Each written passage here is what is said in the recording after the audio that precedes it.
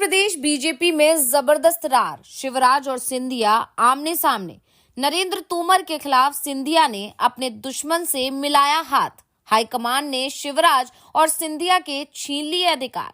CM Mohan Yadav और प्रदेश अध्यक्ष BD Sharma भी हुए लाचार।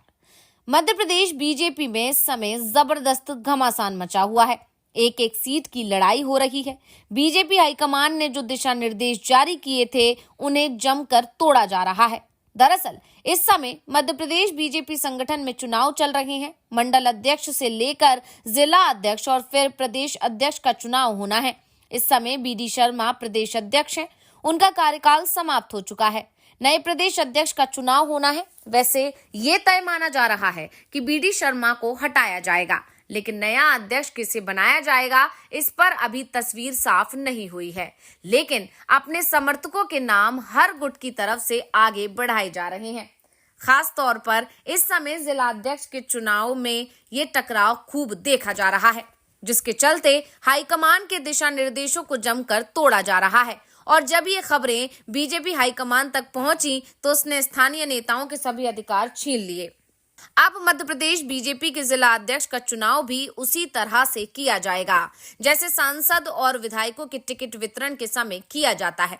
हर जिले से अध्यक्ष पद के 3 दावेदारों के नाम दिल्ली मंगाए गए हैं और इनमें से नया जिला अध्यक्ष चुना जाएगा।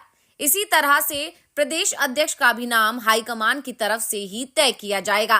तो आखिर बीजेपी में जिला अध्यक्ष के चुनाव में क्यों हाईकमान को करना पड़ रहा है हस्तक्षेप, आज हम अपनी स्पेशल रिपोर्ट में इसी मामले में करेंगे बात, तो वीडियो को आखिर तक जरूर देखें।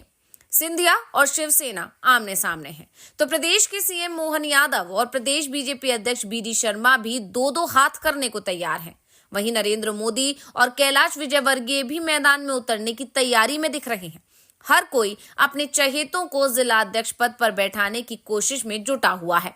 निशाने पर प्रदेश अध्यक्ष का भी पद है और इसे लेकर प्रदेश बीजेपी में जमकर टकराव हो रहा है।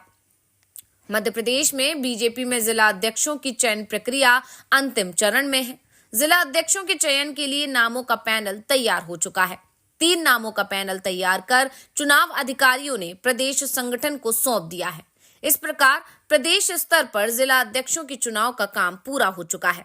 अब इन नामों को हाईकमान के पास भेज दिया गया है। हाईकमान अब इस पर फैसला लेगा, जबकि आमतौर पर अभी तक होता ये रहा है कि जिला अध्यक्ष के चुनाव में आखिरी फैसला प्रदेश नेतृत्व करता था। जिला स्तर पर एक नाम व्यक्ति के नाम पर सहमति बन जाती है और अधिकांश जिलों से एक ही नाम प्रदेश नेतृत्व के पास भेजा जाता था, जिस पर सहमति बना ली जाती थी। फिर चुनाव के नाम पर निर्विरोध चुन लिया जाता था।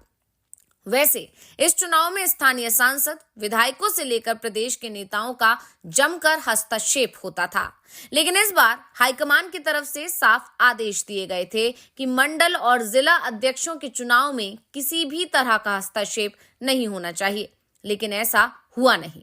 मध्य प्रदेश में मंडल अध्यक्षों के चुनाव में अपनों को रेवड़ी बांटी गई। सांसद विधायकों ने योग्यता को ताक पर रखकर अपने चहेतों को पद दिए हैं। बीजेपी संगठन के लिहाज से प्रदेश में 60 जिले हैं। इनमें कुल 1300 मंडल अध्यक्ष और जिला प्रतिनिधियों का चयन किया जाना था। अधिकांश जगहों पर मंडल अध्यक्षों के चुनाव में खूब विवाद हुए। बीजेपी संगठन ने मंडल अध्यक्षों के लिए उम्र सहित कई क्राइटेरिया तय किए थे। इसके अनुसार 45 साल की आयु तक के कार्यकर्ता को ही मंडल अध्यक्ष बनाना तय किया गया था। आपराधिक रिकॉर्ड वाले, पार्टी के खिलाफ काम करने वाले या पार्टी नेतृत्व के खिलाफ बयानबाजी करने वाले कार्यकर्ता को पद नहीं देने का भी निर्णय लिया गया था। हालांकि चुनाव के समय सभी गाइडलाइनें ताक पर रख दी गईं। प्रदेश भर में सांसद विधायकों ने अपने चहेतों को ही चुना, जिसका जबरदस्त विरोध भी हुआ। मंडल अध्यक्ष बनने के लिए उम्र कम बताने की 100 से ज्यादा शिकायतें तो चुनाव समिति के पास तक पहुंची। यहां तक कि मंडल अध्यक्ष बनने के लिए लाखों रुपए लेने या मांगने तक की प्रदेश नेतृत्व को शिकायत की गई। ज्यादातर जिलों में कई मंडल अध्यक्षों को चयन के कुछ ही घंटों बाद हटा भी दिया गया। ऐसे में अब जिला अध्यक्षों के चयन में प्रदेश के नेताओं के हस्तक्षेप को दूर रखने की कोशिश हो रही है।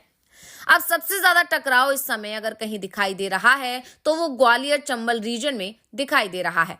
यहाँ पर केंद्रीय मंत्री ज्योतिरादित्य सिंधिया, विधानसभा अध्यक्ष और पूर्व केंद्रीय मंत्री नरेंद्र सिंह तोमर और पूर्व सीएम शिवराज सिंह चौहान के खेमे पहले से ही हैं। आरएसएस का अपना खेमा बना हुआ है, तो सीएम बनने के बाद मोहन यादव भी इस रीजन में अपना खेमा मजबूत करने में जुटे हुए हैं और सभी की नजर इस रीजन में आने वाले आधा दर्जन जिलों के संगठन पर है।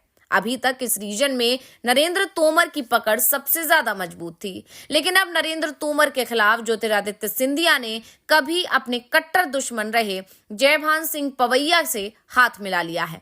दरअसल ग्वालियर जिला अध्यक्ष के लिए नरेंद्र सिंह समर्थक रामेश्वर भदौरिया और पूर्व संगठन मंत्री व प्रचारक शैलेंद्र बरुआ दौड़ में हैं।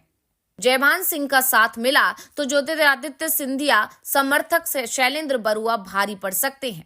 विजयपुर विधानसभा सीट के उपचुनाव में नरेंद्र सिंह समर्थक रामनिवास रावत की हार के बाद से ग्वालियर चंबल अंचल की राजनीति में समीकरण बन बिगड़ रहे हैं। जयभान सिंह पवैया की पहचान हिंदूवादी नेता की रही है। वो राष्ट्रीय स्वयंसेवक संघ के करीबी माने जाते हैं। गुट विशेष के लिहाज से भी जयभान सिंह निर्विवाद रहे हैं। जब वो नरेंद्र सिंह तोमर और ज्योतिरादित्य सिंधिया के बीच वर्चस्व की लड़ाई चली, तब भी जयभान सिंह तटस्थ रहे। यही वजह है कि उनकी ज्योतिरादित्य से नजदीकी की चर्चा जोरों पर है। माना जा रहा है कि राजनीतिक दुश्मनी में दोस्ती में बदलने की वजह केंद्रीय नेतृत्व से मिले संकेत हो सकते हैं। ग्वालियर जिला अध्यक्ष किसका समर्थक बनता है, इससे पूरे रीजन की राजनीतिक दबदबे का अंदाजा लग जाएगा। ज्योतिरादित्य की पसंद शैलेंद्र बरुआ के नाम पर जयभान सिंह ने सहमति दे दी तो लड़ाई आसान हो जाएगी। इधर रामेश्वर भदौरिया को सांसद भारत सिंह कुशवाहा और पूर्व सांसद विवेक शेजवलकर का भी समर्थन है। फिलहाल इस रीजन में मुख्य लड़ाई नरेंद्र तोमर और ज्योतिरादित्य सिंधिया के बीच ही दिखाई दे रही है। एक तरफ सिंधिया हैं जो 5 साल पहले ही बीजेपी में आए हैं, लेकिन इस समय वो बीजेपी हाईकमान के बेहद करीबी माने जाते हैं, तो दूसरी तरफ हैं नरेंद्र सिंह तोमर, जिनकी राजनीतिक पारी शुरू ही आरएसएस और बीजेपी की वजह से हुई है। सिंधिया के लिए ये पहला मौका है जब वो बीजेपी संगठन के चुनाव में इस तरह से पसीना बहाने को मजबूर हो गए हैं। अभी तक कांग्रेस संगठन के चुनाव के समय सिंधिया की तरफ से प्रदेश अध्यक्ष को लिस्ट थमा दी जाती थी और करीब आधा दर्जन से ज्यादा जिलों में पार्टी अध्यक्ष का नाम सिंधिया की पसंद से ही तय कर दिया जाता था। लेकिन अब सिंधिया का कद कुछ घटा हुआ दिखाई दे रहा है, क्योंकि बीजेपी में सिंधिया के लिए 2 जिलों में भी अपनी पसंद का अध्यक्ष बनवाना अब मुश्किल होता दिखाई दे रहा है। सिंधिया भले ही बीजेपी हाईकमान के करीबी हों, केंद्र में मंत्री भी हों, लेकिन उनका असली ताकत का अंदाजा तो प्रदेश संगठन पर पकड़ से ही साफ होगा, क्योंकि जिला अध्यक्ष पद के सहारे वो जिला संगठन में अपने कई समर्थकों को भी पद दिलाने में कामयाब हो सकते हैं। वैसे सिर्फ ग्वालियर चंबल रीजन में ही लड़ाई नहीं है, बल्कि मालवा और मध्य भारत में भी बीजेपी संगठन में नियुक्ति को लेकर जबरदस्त टकराव के हालात दिखाई दे रहे हैं। तो रिपोर्ट आपको कैसी लगी, हमें कमेंट करके अपनी राय जरूर दीजिएगा। इसी के साथ वीडियो को लाइक करें, वीडियो को शेयर करें और चैनल को सब्सक्राइब करना ना भूलें।